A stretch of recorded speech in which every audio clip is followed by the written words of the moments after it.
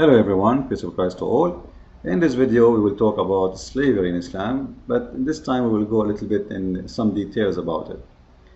There is in Islam, the Muslims, they have many ways of slaves, like to earn slaves or to get slaves. They can get slaves from capturing slaves in war or from buying slaves. Like there is different hadith here. Let us talk about it first. And this is in the book of the F word, Kitab al-Nikah, Muwatta Malik.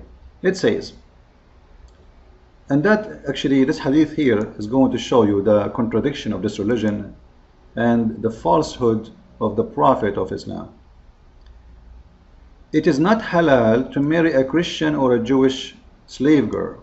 So what we understand from this, Muslims, they own a lot of Christians and Jewish slave girls. The question is how they get them. Simple, either by capturing them as if they are animals. But remember, Islam is a religion of equality and Islam is against slavery. Yeah, it is, right? Yeah. This is why they have a lot of slaves. Actually, in certain time in the city of Basra, in Iraq and Al-Kufa, the population of black slaves, and I'm speaking specifically now about black slaves, became 3 to 4 times more than the white Arab men in that city, to the point the black slaves, they took over the city. You can go and search in the internet for something. It's called the revolution of the Zanj.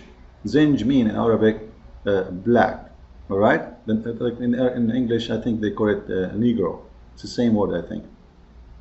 So actually let me see if I can find you the English version of it. Here we go. Actually I searched just like in 2 seconds in the internet and I found an article about it. Now I don't guarantee how accurate this article. I'm just to show you how you can search because I believe the number of slaves was more than 500 black slaves. Imagine 500,000 black slaves at that time. At that time, one city has 500,000 black slaves, and that is in the city of Basra in Iraq. Now, the Muslims capturing slaves, black specifically, they love black slaves. Why? Because black slaves are strong physically, and they are coming from a tough land, which means not only by nature they are physically tough, but they are, let us say, a raw human being who can be used and abused with no limitation. And he don't speak the language, he is not an Arab, he have no way to run, his color is easy to recognize, he cannot hide and say I am a free man, I'm a white man. So there's many things that is attractive for those people to carry on slavery for the black. Like if I am a black person and I live in the city of Al-Basra, then how I can claim to be a free man? I'm a black. It's very hard for me to prove that. Just by having the color of a black person, it's mean I am a slave of somebody. But imagine how huge the number of slaves grow under Islam. It became so big. Cities, the whole cities became almost like a few thousands of Arab white men. They are in control of slaves of hundreds of thousands, to the point those slaves, they reach the point they cannot take it no more.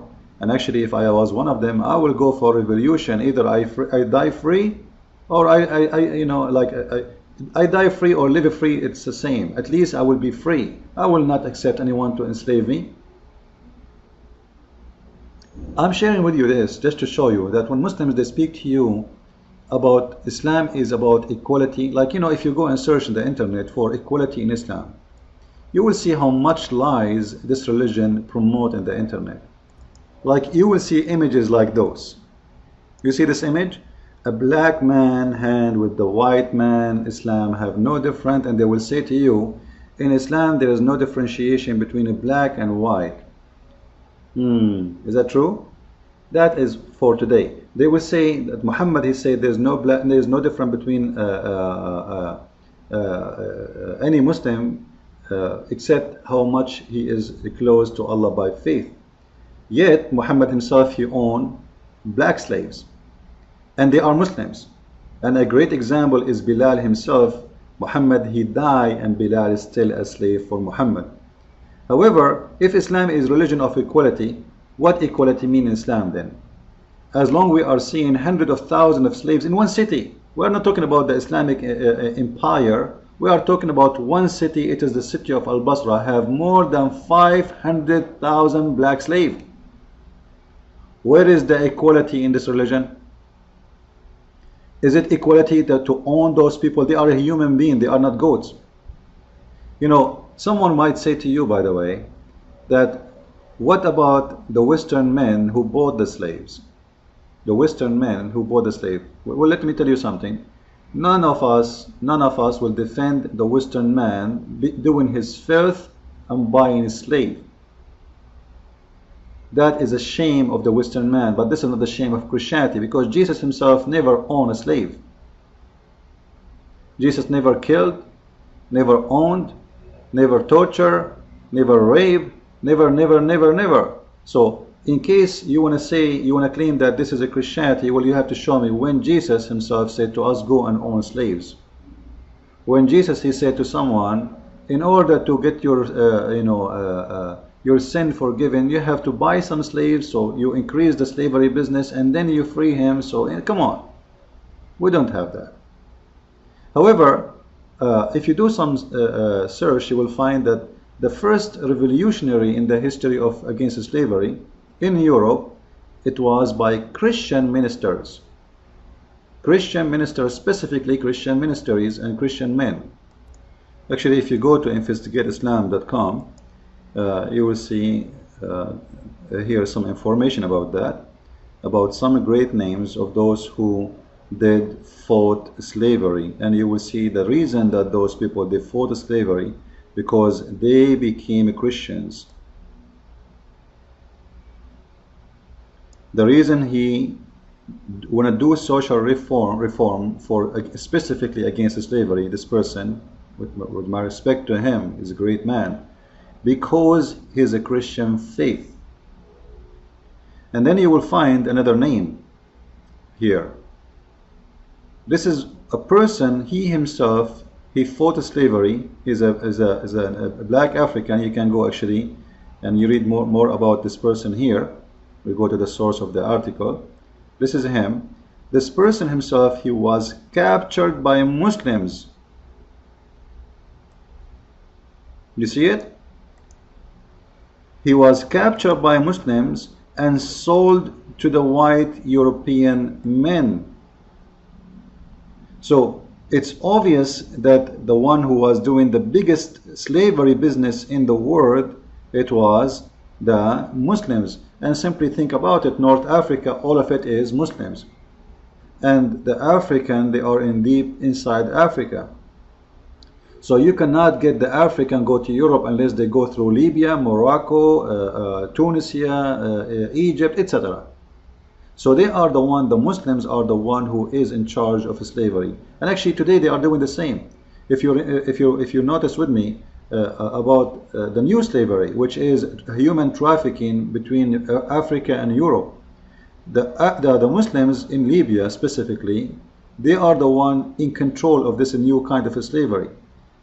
They ask you to bring all the money you can bring, and then they control you for a few weeks or a few months inside Libya to do labor for them, in order your dream to go and be free one day in Europe. And then after that, they go and take you and drop you in the middle of the ocean, nowhere, and they abandon the ship, which is not worth anything anyway, because they made a lot of money from you.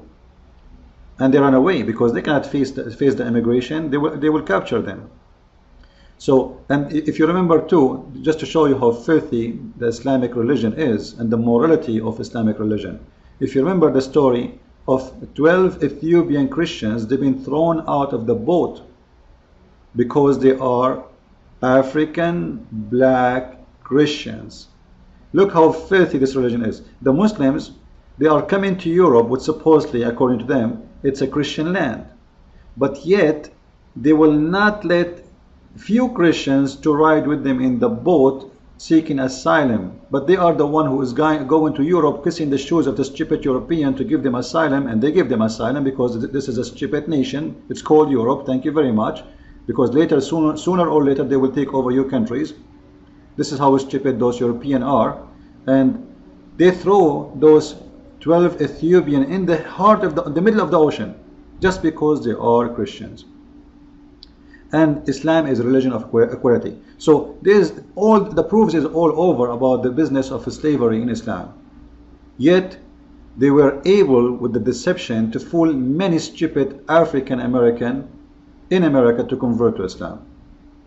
I'm not insulting the African American. I'm saying those who convert to Islam, they are stupid. African American, I have a lot of love for them, and actually many of them, like this man, we are the one showing his picture there. Great men who came from slavery to fight it, and he became a Christian minister, as you see here. All right, he is coming from Sierra Leone, and then he became a Christian, and he did his baptism, and then he became a very active person in his Christian service, and he became slavery fighter, which means fighting against slavery. So what we notice when we talk about Islam, this filthy religion, that it's a religion claim something and do something else. As you see in their pictures they post in the internet, they claim that they are the one who treat people equally, but absolutely it's not true. And you remember I mentioned to you before that even Muhammad, he said that a black person is the devil. And even you can search the hadith where it says a black dog is the devil. Like Muhammad, he could not imagine anyone is a Satan who is going to destroy the Kaaba except someone who is an Ethiopian man, he is a black man who will destroy the Kaaba. The Prophet said, as if I were looking at him, a black person with thin legs blocking the stones of the Kaaba. And he's talking about the devil. Now, why Muhammad, he don't believe that the devil is the white man? I'm not saying the devil is a white man. The question is why he is speaking about the color. So every Muslim now is waiting for a black devil. The devil must be black. You see, I'm not really against coloring ideas, but not when it's come to human. You know what I mean? Like say a black and white. Black and white mean either you say it's black or you say it's white, but not because the black is bad and the white is the good one. Somebody might draw an art of two people, one of them is black and one of them is the white, but you can switch and exchange who is the bad and who is the good between them. Not necessarily the white man is the good man. Actually there's a lot of black men, they are wonderful, and they did a lot of great things for history. And like the one we saw his profile, and there is white men they are the one who fought against slavery. Like who said that the white man only is the one who enslaved them? Why we don't remember that there's thousands of Americans in the Civil War, they die against slavery, and they are white men. So we have to be just, and we have to remember the history very well so we can learn from it. And then we can say slavery never again. And if you are a believer that slavery never again, then you should fight Islam, because Islam is not a religion of slavery never again. Islam is a slavery forever.